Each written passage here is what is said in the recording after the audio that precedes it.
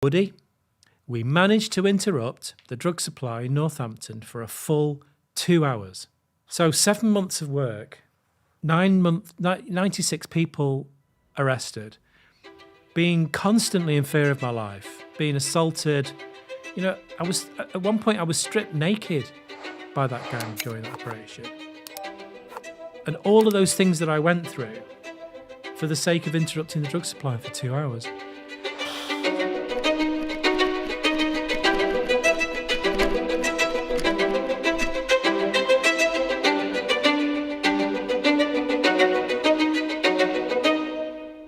Neil, we've met before, obviously, but for any new listeners or watchers, could you just briefly describe who you are?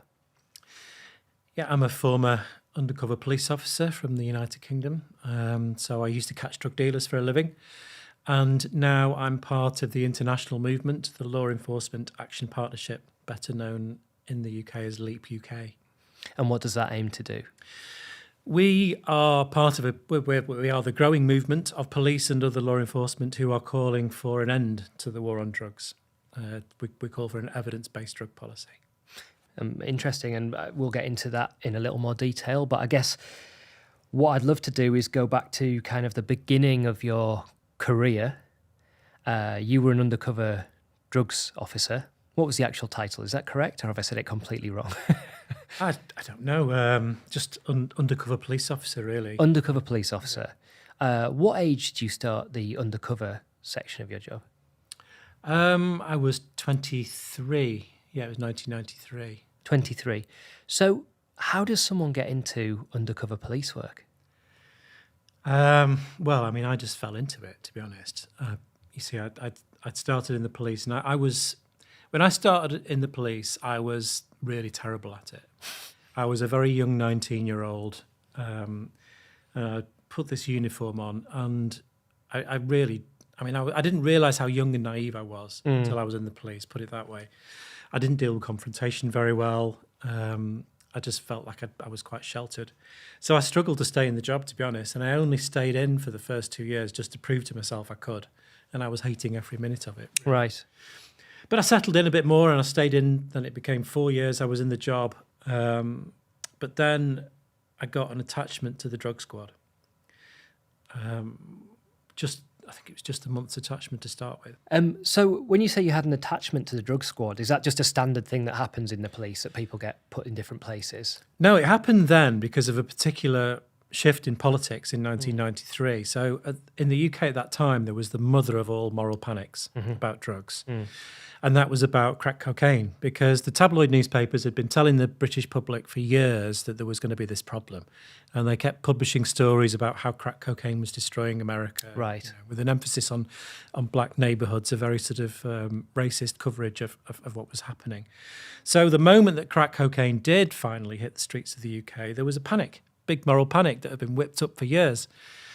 So there was lots of pressure from the public, and this was perceived as a political pressure from the government, which they then demanded of the police do something about this.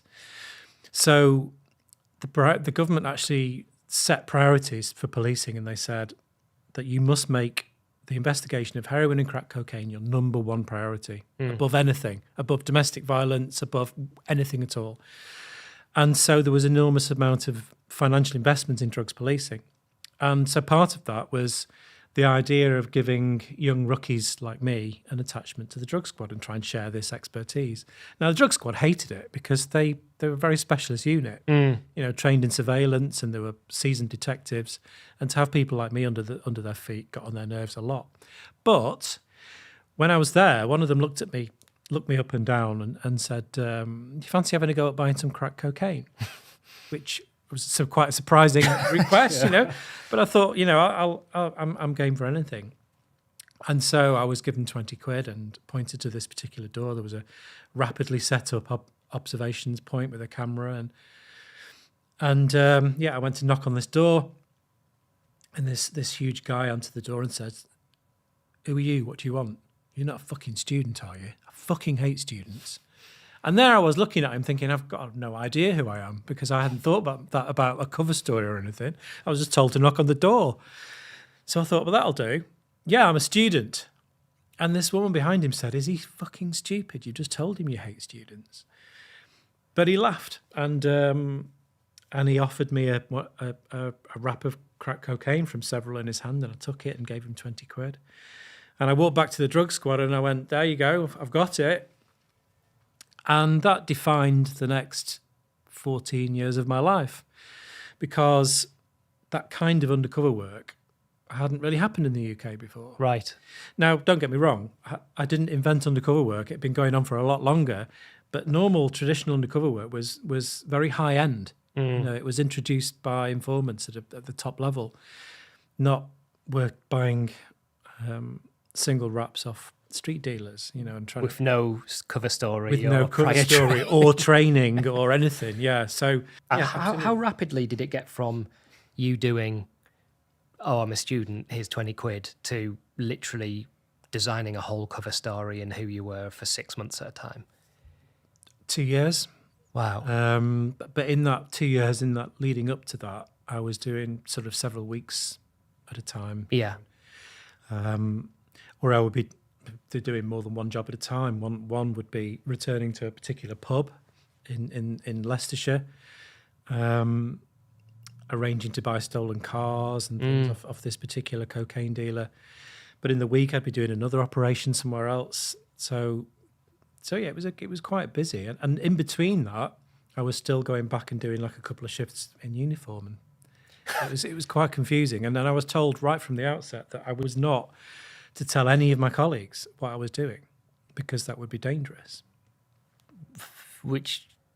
Because why would it be dangerous? Well, this is something I didn't really, truly understand at the start. But I was told in no uncertain terms I must not tell anybody the work I was doing. Now, obviously, this was seasoned drug squad officers, people who'd been detectives investigating drugs crime for a long time, and they knew what they were talking about. And they made it clear to me. And they basically said, you can't trust anybody when you're investigating drugs, organised crime. They have moles everywhere. And I mean, I did as I was told. You know, I didn't tell anybody, and that made it quite a strangely lonely place, to be honest. But it was many years later before I realised the genuine risks of it, and how different it is doing normal policing to doing drugs policing. Because corruption isn't a problem in normal policing. It's only a problem when you're investigating drugs. Oh, that's interesting. That's interesting. And we'll get into that in a bit more depth, I think. But so just going back a little bit then, so you're still a fairly young man. And when you say about going to a pub over and over again for a couple of weeks to buy cars off a drug dealer or something, stolen cars, at that point when you're doing that, did you feel like you had a shield because you knew you were an undercover police officer and you knew that if it was uncovered who you were, they might be afraid to do something to you because you were a police officer? Or did you feel in danger at that point? No, I very much felt in danger, very much so. I mean, for example, the pub job where I was buying various things, I'd seen the intelligence about these people and I knew how dangerous they were. I mean, and they were genuinely dangerous people. But it was the danger which made me, I suppose it's the danger that made me develop. Now, I was genuinely a pretty crap cop, uniform cop, certainly the first 2 or 3 years. But I'd found with undercover work, I found something that I could rapidly develop in. And it suited my personality and it suited the way that I could develop. And that danger, the risk, you know, made me develop very quickly. And also, I learned by mistakes, and I made some really dangerous mistakes. And you know, when you come close to physical injury, it's amazing how you quickly develop. Yeah, of course. Well. Yeah, I suppose the penalty for failure was quite high in your specific role. Yeah, exactly. I mean, one of the big mistakes I made, particularly with that pub job, was to have something to talk about. I made myself out to be a connoisseur of amphetamines. Right. Okay. Which I'm clearly not at all. But, you know, I would talk about the old days of Dexys and the different tablets and the different types and how much nicer methamphetamine is to your normal British amphetamine sulfate and these things like this. And, just because I'd read it in a book, I thought I could pull it off. And I suppose I was doing until one day, this main target of the operation came to me and said, "Hey, you, I've got something for you." And he held up this little see-through bag with this sort of pink toxic looking goo in it. Oh, God. And he says, "You're going to love this." And I'm thinking, yeah, okay. And the trouble is, he must have picked up on a momentary reticence on my face, just a flash of reticence. And I then picked up on the fact that he'd picked up on my reticence because I could see a momentary doubt across his face. And I knew in that split second, I had to pour water on that suspicion. I had to. Otherwise, this was only going in one direction. I was in trouble. I knew from that split second I was in trouble. So I had to show him enthusiasm. So I said, yeah, great. I'm going to have some of that. Thanks. Yeah, dip my finger in and put it in my mouth. And he looked at me and said, "You're going to need more than that with your tolerance." Oh, God. Thinking, oh, good, okay. So I stuck my finger in again and got a big blob and put it in my mouth and could almost feel the mouth ulcer, forming on my tongue dissolving. And went down my throat. It was hot and started that weird warm feeling in my belly. And of course, within about 20 minutes, I was completely out of it. It was, at the time, the average seized amphetamine was 5% pure. This was 40% pure. Right. Genuine base. And now I knew enough about the drug that I wasn't going to overdose, but it was a rough ride. I mean, it was too intense. It was anxiety inducing. It was horrible. So did you have to get away from him? Oh, I had to get out. I had So to you make were my like, excuses right. and go. Yeah, I had to make. Thanks for the amphetamine. Now I've got to immediately leave. Yeah, I just said, I'm going to go party. I'm looking for a Right. party. I'm Right. going to go to this place. I'm going to go to this club. I'm going to meet up with this person. And but actually, what I did is scuttled back to my backup team and went to the safe location and quickly dictated some notes and then got driven home. I couldn't drive. Yeah. That leads on to an interesting point, actually, which I see a lot of people asking about on the internet, because I think a lot of, this is including myself, a lot of our understanding of how undercover work works is from Hollywood films. Yeah. So there's this kind of it always splits between the films that show that you're not allowed to take drugs, and that's how the criminals catch people out, and the films that show that you can take drugs to maintain your cover. So can you clear that up for us? Well, yeah, I mean, clearly you can. I mean, it's just common sense. If I needed to take some drugs to maintain my cover, then I needed to do it. It's as simple as that, really. Thankfully, it very rarely happened, very rarely, because you develop a good sense of survival. And I wish I'd developed survival for that day, because I tell you what, I didn't sleep for 3 nights. Oh, God. Right. But mind you, my house has never been so tidy. Right, okay. When I was being driven home, I was daydreaming about the fact that I'd got 8 cans of lager in the fridge, thinking that's going to take the edge off. Right. And as I finished the 8th can, I felt no different at all. Jesus. But thankfully, I didn't. I mean, I had to have cannabis a few times, but that's just cannabis, isn't it? But thankfully, I never had to have anything stronger like heroin or, crack cocaine wouldn't have worried me particularly, but heroin would have done, with no tolerance. But I suppose it would be a strange situation where someone would force you to take heroin, I guess, wouldn't it? Unless you'd built your cover to be around someone who took it. Well, someone was really suspicious once. I was in a car, and the guy that was introducing me to the dealer was in the front seat. I was driving. The dealer got in the back, and I knew they were suspicious of me. Certainly the dealer and the dealer's mate. So I knew how to cook up. So what I did is I parked up in the street and I cooked up in the car. So I got my spoon and my lighter and I threw the filter in, put some citric acid in, cooked it up till it bubbled, put it into the barrel and dropped my trousers and positioned my groin to inject into my groin and injected into the car seat. Wow. So, that was one way that at that time, they never doubted me after that. So I guess the groin thing is good because presumably they wouldn't be actively staring into your groin. So it's a way of kind of... Yeah, exactly. And they're not going to stare. And for it is the most, I have to make this very clear, from harm reduction advice, going into the groin is the worst thing you can do. Right. People do go into the groin because it doesn't heal properly. And you can keep going into it all the time. And so quite often people go into the groin because they've damaged the veins in their legs and arms, and going into the groin, it doesn't heal up the same, so you can use it for longer. But it is incredibly dangerous, you know. And then when you did that, you kind of injected into the car seat. Would you then have to act in a way that would, you know, make it look like you just received an injection of heroin? I could have done, and there have been times when I would play gouching or rattling. Gouching being under the effect of heroin, or rattling being making out that I'm withdrawing from it. But on that occasion, I didn't behave any different at all. It's just I was presenting myself as a problematic heroin consumer who was just stopping myself being ill, really. okay. So let's move to the bit that you talked about earlier about the longer periods of time that you'd spend, the extended periods where you'd spend in a role. So can you talk us through how it worked? Like when you arrived in a new town, like would they say you're going to this area to investigate this area, or would they say we want you to investigate this gang or this person who lives in this area? Can you just talk us through how it works with moving somewhere and setting yourself up? So quite often before I went to a place, we would have the opportunity to build up a legend. So for example, if I said that I'd spent the last 6 months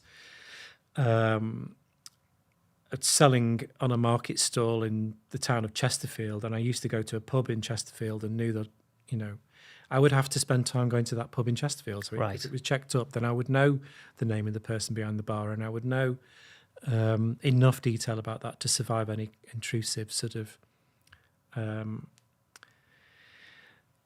surveillance from the opposition, so to speak. So you put those kind of things in place, and you think very carefully about the legend. And with every passing year, that legend had to be thought about in more detail, much more detail. But whenever I went to a place, now, and this is an important point actually, so I'm glad you've asked me this question, because wherever, say that a constabulary wanted to run this operation, they would have to run it as per the rules of the East Midlands Special Operations Unit, according to national guidelines.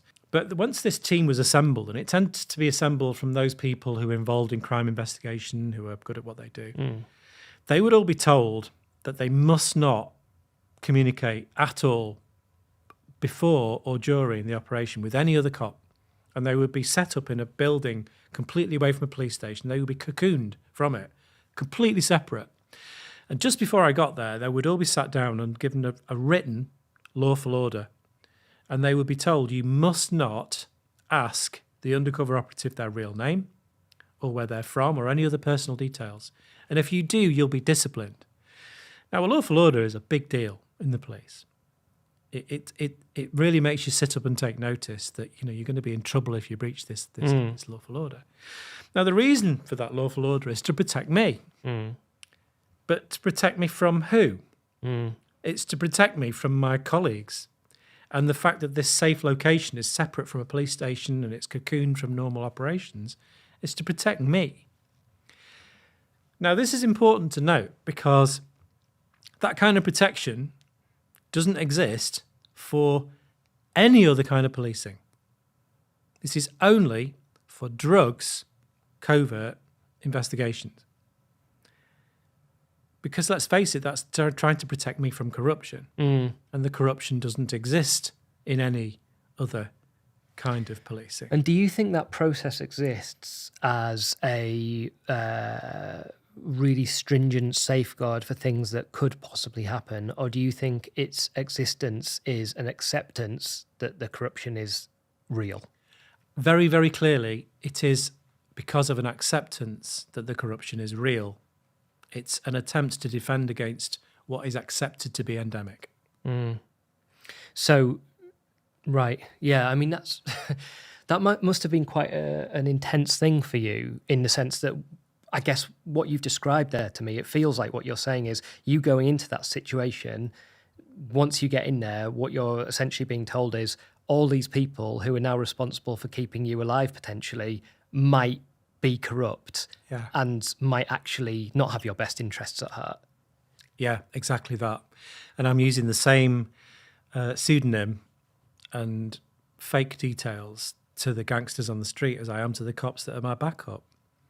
Yeah, that's really weird, isn't And it? quite often, I've had times when I wonder who I feel most at risk from.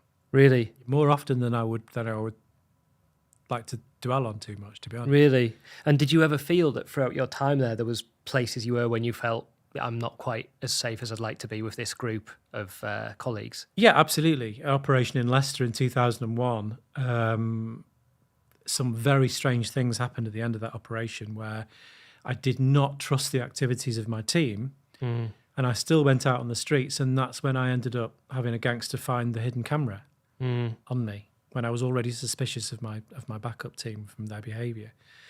And that almost got me killed, because he found that camera, and I ended up being chased across a car park by a car trying to drive down a pavement after me and trying to run me down. And they missed me by 2 meters, and I'd gone 7 months of that operation without any problem like that.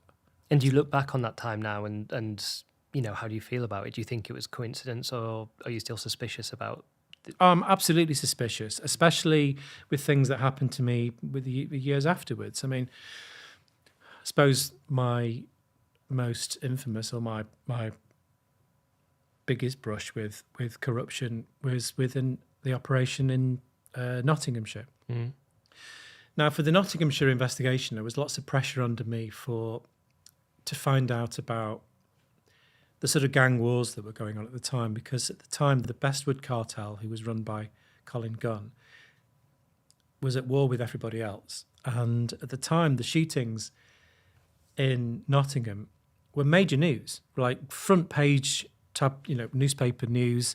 There was talk that because of this daily shootings in Nottingham, that the Home Office was considering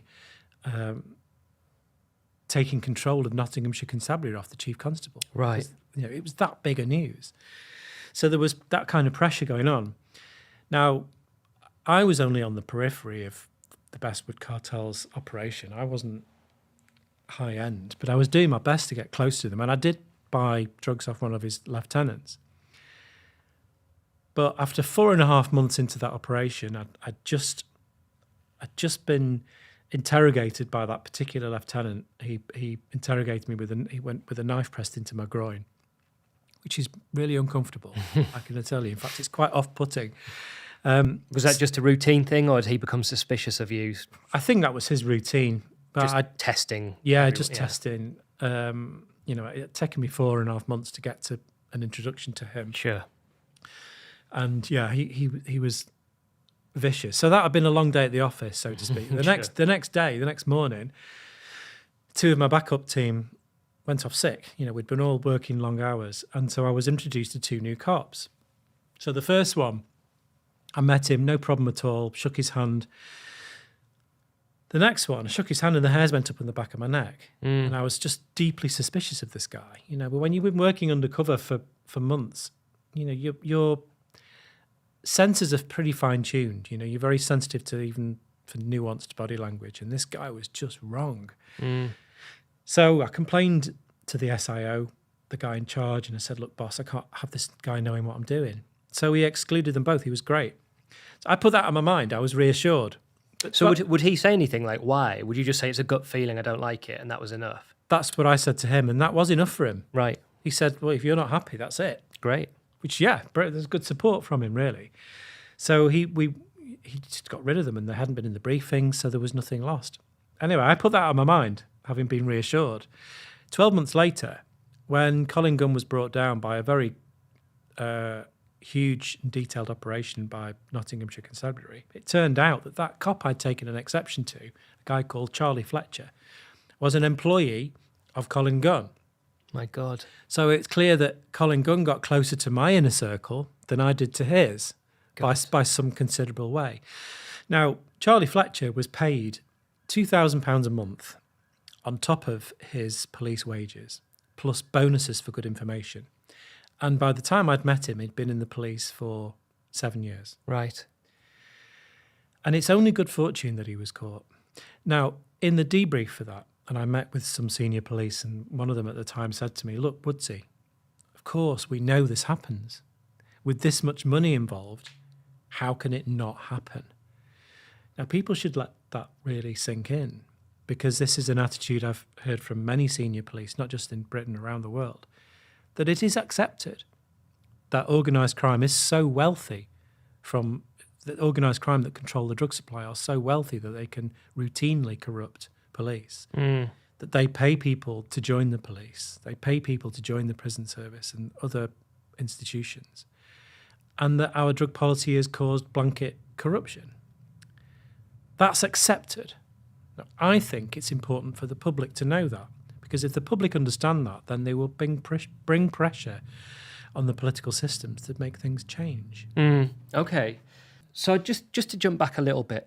So when you arrive in a new place and you are integrating yourself with the community and you've got a sort of, I guess, a mission that you're trying to accomplish, what was your feelings about the people that you were meeting? Like with the drug users or the drug dealers, were you seeing them as sort of enemies of the state? Were you seeing them as people that were bad and needed to be put in prison, or was it just a job for you? You know, like what was your connection with them? Yeah, I mean, when I started working undercover, and for the first few years, I was really pleased to be doing the work, not just because it was making me develop. I was feeling myself getting better at it, and because I found it enjoyable as an intellectual exercise as well, but also because I felt like I was doing the right thing. You know, these drug dealers were destroying our society as I saw it, and I looked down completely on the people who were using these drugs problematically. I saw them as less than human. Because I saw them as people who were stupid enough to have tried these drugs in the first place and didn't have the willpower to get themselves out of it. I just looked down on them, you know, really judgmental. But I suppose it was my method at developing the tactics that really got me to see them clearly, because I realised that if I needed to survive, in order to keep myself safe in that environment, I needed to understand how to behave. And to do that, I needed to understand who were my peers, my apparent peers in that environment, which is the most problematic heroin and crack cocaine users. Sure. People who are living on the edge of society, living in squats, or the homeless, or part of that community. And in order to get to know them and understand them better, I spent a lot of time listening to them. And it became clear to me that every single one of those people had a story, every single person. And all of them were where they were because of childhood trauma. All of them. They all had an abusive father. Like one guy said to me, yeah, I used to get battered, but it's all right. I know I deserved it. Yeah. And that was such a common phrase.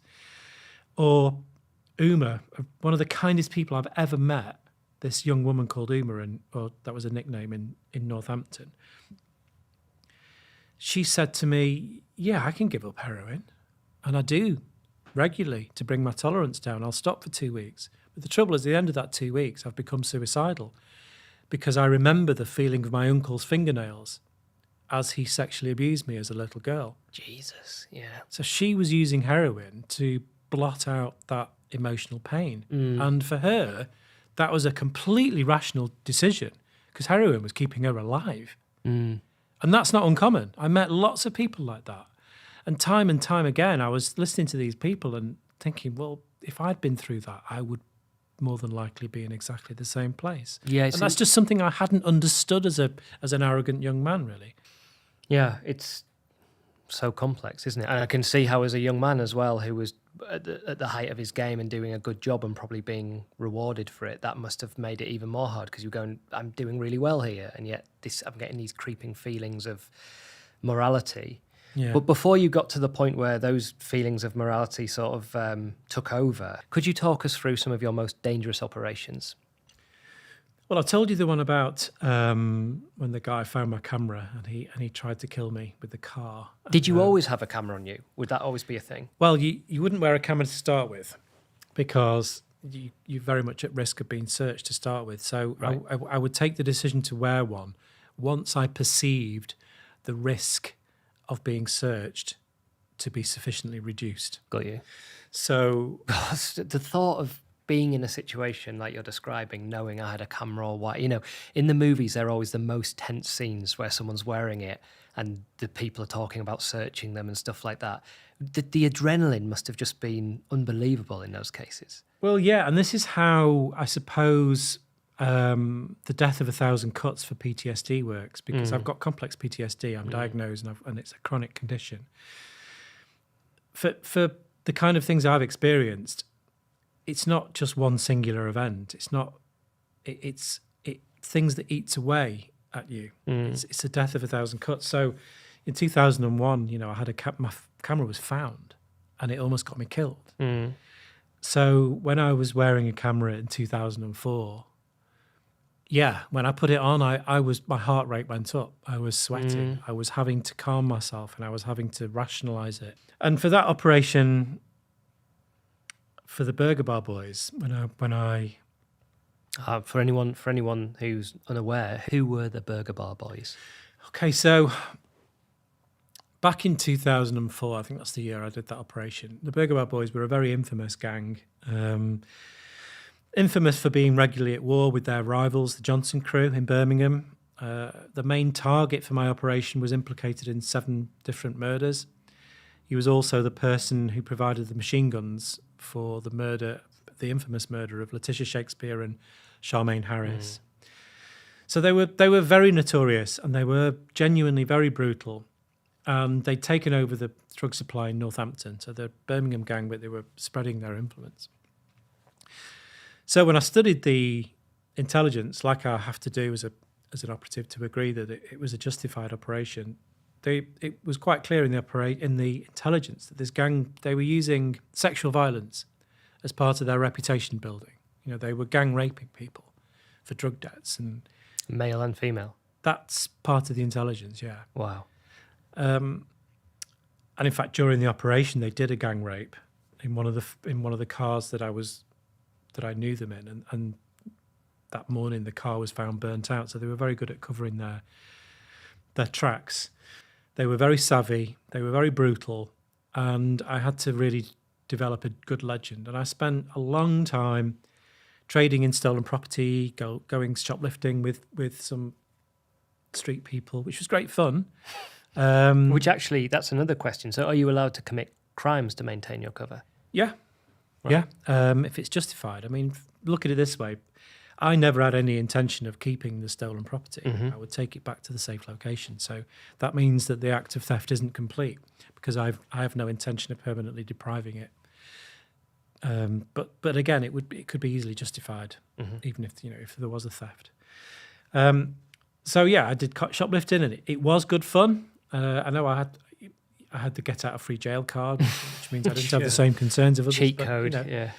So I spent a long time developing a reputation of finally getting an introduction directly to the Burger Bar Boys, and they would only deal with certain people directly. I'd been buying off their minions.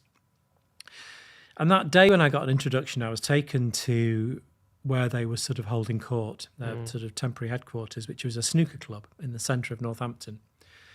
I was directed in there, and I was directed into the gents' toilets, which is quite a big room, several cubicles and urinals there.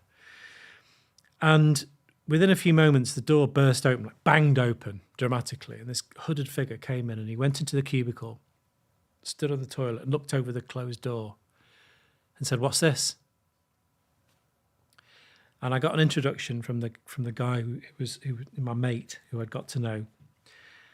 And then the next thing, the door burst open again, and 4 more hooded figures came in, and they came in and they started walking around me in a circle.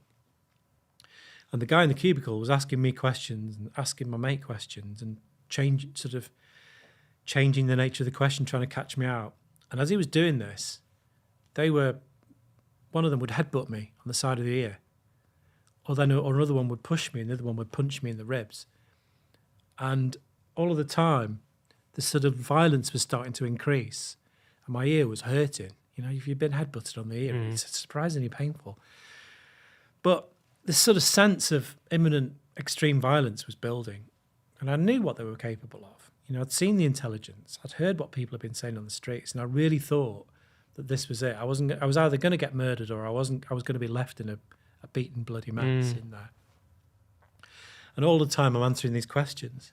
So you just trying not to react to the violence? Are you just answering questions and then being hit? Yeah. You're not saying, "Why are you hitting me?" or anything? You're just, no. I didn't say anything to them. I was just answering his questions and putting up with all of it. And that was the right thing to do. That was the right behaviour for who I was purporting myself to be. And my poor mate, he was shaking. He was literally shaking. He was just pale, dripping with sweat and shaking. And the thing is, he'd made me learn an extra cover story that we'd known each other for years. Right. Because he was backing me up by saying, yeah, I've known him for years, mate. Which he hadn't. Yeah. He was just trying to get me the hookup that I'd asked him to do.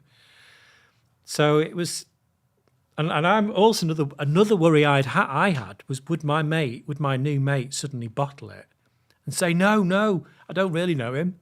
I didn't know that. So, yeah, any manner of things could have gone wrong. And then all of a sudden he said, all right then, what do you want?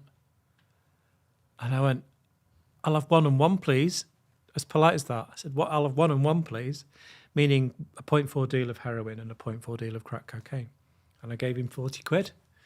And I was given, he handed me the drugs, because as soon as he said, all right, what do you want then? Without saying a word, the 4, they just went out in single file, like all coordinated, beautifully choreographed. And they did the deal. And then we exchanged phone numbers, and he put me as my nickname. And weirdly, I should explain this really, but my nickname for that operation was Woody.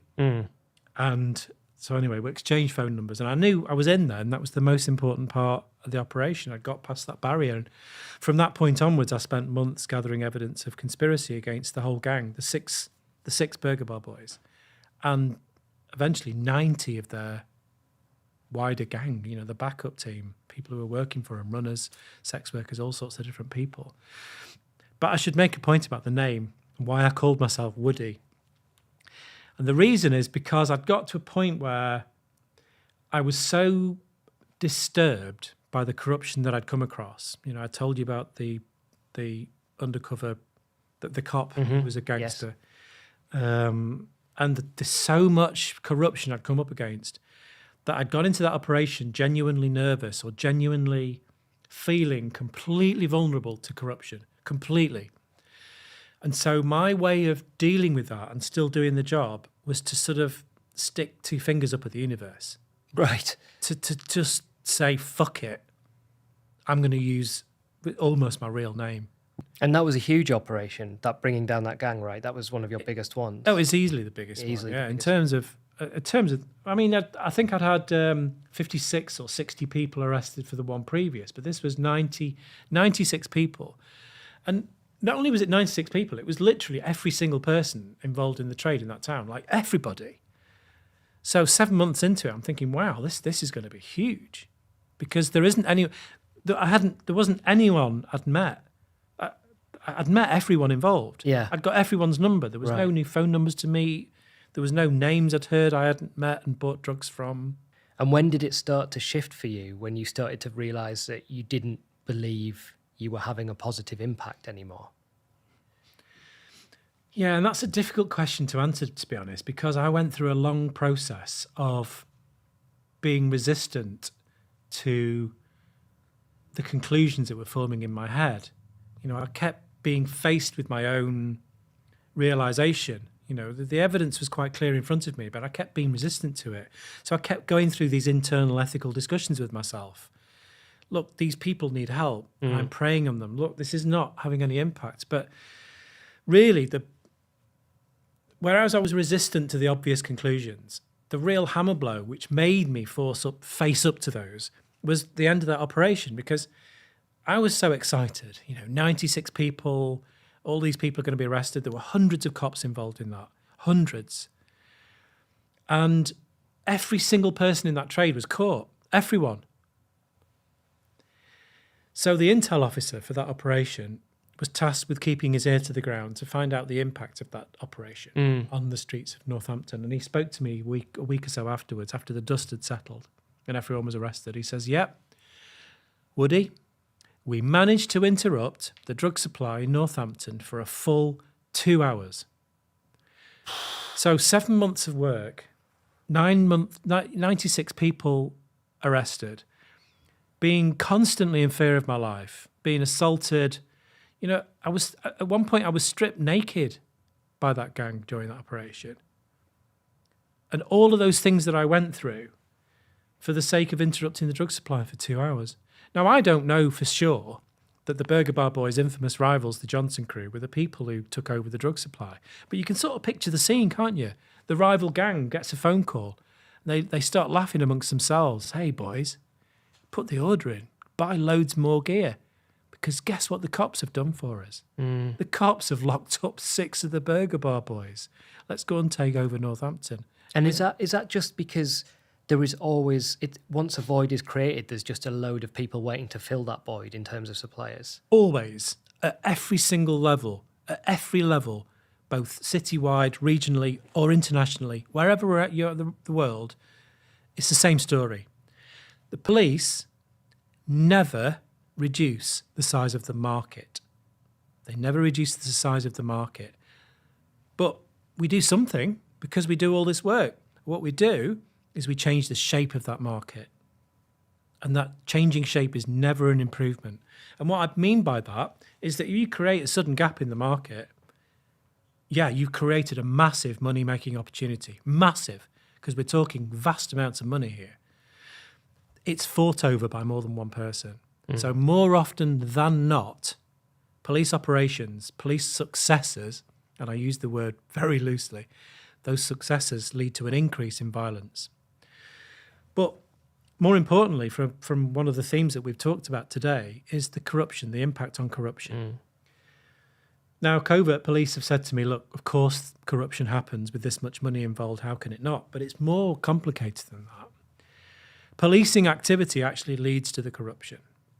Because when you, and I've done this, when I've arrested a gang or kingpin character that controls the supply of a quarter of a city, the gang that's most able to take up that opportunity is a gang that controls another quarter of the city. So what you're doing is you're increasing the influence of the rivals. I see. And actually, often, organised crime use police informants to get the police to get rid of their rivals. So they're using the police as that mechanism. So the police are either doing it directly for organised crime or unwittingly for organised crime. And what happens over time is not necessarily at street level, but further up the ladder, it means that over time, monopolies are created or cooperatives are created. And this happens at every level. Only last year, the National Crime Agency or various law enforcement agencies slipped out an announcement that British organised crime groups and Dutch organised crime groups are now allied with Italian mafia. Now, they used to be rivals. They didn't used to work together, but now they do. They've formed a cooperative. They share their resources. Now, when you get monopolies and cooperatives, it means that they have more disposable income. And if they have more disposable income, they have more to invest in corruption. And the biggest asset of organised crime is corruption. So the mechanism of policing is increasing the corruption over time. I mean, you're painting an exceptionally bleak picture of the effects of policing drugs, but for people listening, I suppose one of the things they'll be asking is, well, what's the alternative? You can't presumably just go, okay, no more rules and no more police, can you? Well, no. I mean, this is the misunderstanding about the way things are. Things are not controlled now. They are out of control because prohibition is an absence of rules. It's an absence of control. The alternative is to take control away from organised crime by legally regulating these drugs. Drug prohibition has not worked. It's been and is being a disaster. Drugs have never been more available. They've never been cheaper or stronger or more varied. Organised crime has never made as much money as they're making more money with every passing year. So the alternative is to take control. It's starting to happen. Many countries now have legal cannabis markets. North America, Germany's about to go legal, Malta's just gone legal. And cannabis takes a lot of money away from organised crime, but we need to go much further and we need to do it urgently. Another example of regulation that's been happening for a long time is in Switzerland. They started prescribing heroin to problematic heroin consumers in 1994. And because of that, they no longer have a heroin problem. They don't have people dying from heroin. They don't in the Netherlands because the Netherlands copied Switzerland. And the real kick in the teeth for us in Britain is that the Swiss used British evidence to do that, to develop that policy. And since then, our organised crime have been getting richer and richer from heroin, and more people have been dying, whereas in Switzerland, they've halved their burglaries. They don't have people dying from heroin, and their organised crime are robbed of that income stream. And what would you say to people who would say something like, if you make the drugs freely available, more people want to try them and want to test them, and then potentially will get addicted to them as a recreational thing? Well, it depends on the drug, because we have to treat each drug according to its relative risks. The most dangerous drug, and this is scientifically proven as well by the comparators in report published in The Lancet, I think in 2007, and various other studies, the most dangerous drug is alcohol. And we could control alcohol better with better regulation. But other drugs need different regulation. Cannabis, it should be regulated with good social equity. It needs to be controlled so children can't get easy access. And the evidence is in from North America that legally regulated markets protect children better because child consumption has gone down in those markets. And protecting our children is a key and important part of what drug policy should be. Now, if you look at the other drugs in the middle, MDMA, for example, there are huge numbers of people using MDMA this weekend at festivals like Boomtown. Mm-hmm. MDMA is the perfect example of a drug which is not banned because it's dangerous. It's dangerous because it's banned. The harm that's caused from MDMA is from the fact that it's an unregulated product. Now, would more people take MDMA if it was legally available for adults in a licensed pharmacy? You know what? I don't know. And I don't really care because people don't get addicted to MDMA. It's not something that people develop a problematic relationship with. People who consume it do so, generally, about 3 or 4 times in 12 months. 3 or 4 times a year. That's not something that people develop a problem with.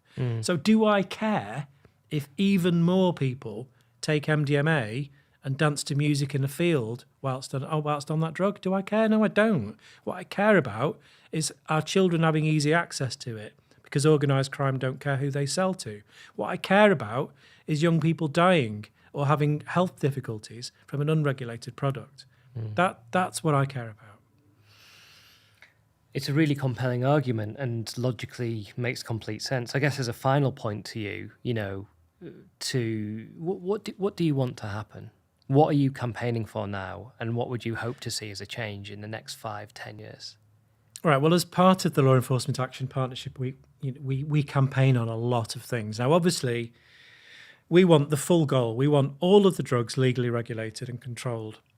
But there are many reforms that we can do, and there's many things that we're working on at the moment, and I'm working on, for incremental reforms. So, for example, in the UK at the moment, we have record drug deaths. They do also in the States.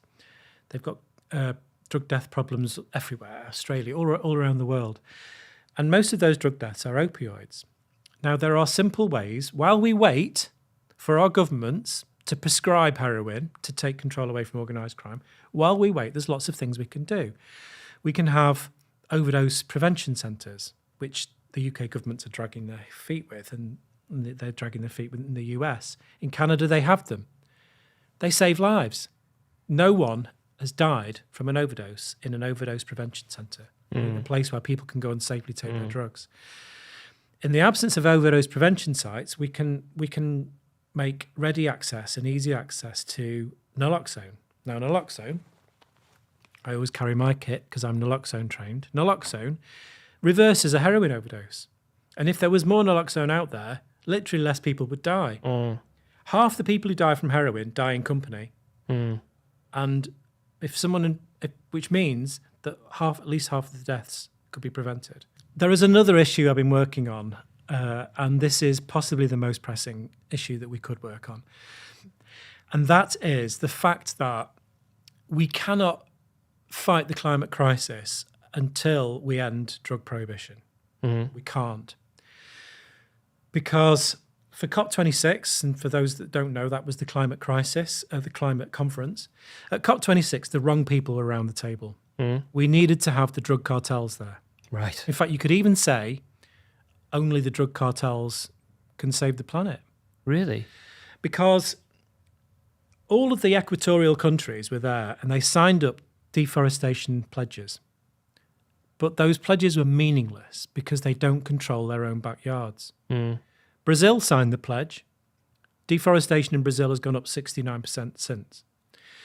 And the reason is that those governments don't control those forests. Organised crime do. Right. And it comes back to the topic that we've been talking about throughout this discussion, and that's corruption. And the fact that policing has caused this corruption to be so big that it's literally taken over entire nations. So West Africa, for example, most of West Africa is a narco state. Guinea, Guinea-Bissau, Senegal. Guinea, for example, apparently has the fastest deforestation on earth. And about a year ago, there was a military coup there. And that military coup was about who controlled the assets from the cocaine smuggling. It was basically a drug gang war. Mm. So these governments are now run by transnational organised crime. If you look at the Mexican cartels, for example, there used to be 20 cartels, but policing and the activities of the drug war means that there's now only 3. Right. And presumably they're much more powerful. And each one of those 3 now has much more disposable income, and they have a bigger GDP. Those cartels have a bigger GDP than West African countries, and they've used that power to take over those countries. Mm. So how can you get a government to agree to a deforestation pledge when they're not in control? Mm. How can you do that? Well, you can't. And unfortunately, whereas deforestation is important everywhere, it's important that we plant trees in the UK or Sweden or north of North America, but it's not as important that we maintain as we keep the trees in the green belt, which is around the hottest part of the earth, the equator, because it sequesters substantially more carbon. And arguably, it's the single most important aspect of fighting the climate crisis, because you can eventually stop nations burning coal, but you can't replant 500-year-old trees in the jungle and the equator. So the only way we can solve this crisis is through good governance. But the corruption caused by the war on drugs has taken away that governance. So we have to solve drug prohibition first. So we've got two simple choices. We either seriously talk to the drug cartels, or we take their power away from them by legally regulating the drug trades. We have no other choice. It's a fascinating conversation, and it's amazing to think that where we started a little while ago was somebody going and spending 20 quid by knocking on a door, and that sort of has sprawled into the understanding about the implications for ultimately what we're discussing now is the entire human race, isn't it? Well, our society at the very least. Look, Neil, it's been an absolute pleasure to meet you again, and the thing that I always find really fascinating about your story is the fact that you were somebody who was very good at a certain thing and were open-minded enough to completely reverse your mission in life to almost the exact opposite of what you'd been working at. Thank you so much for coming in. Thank you for your time. Good luck. Thank you. Good to see you as well. Good to see you too. And you look well, by the way. And you.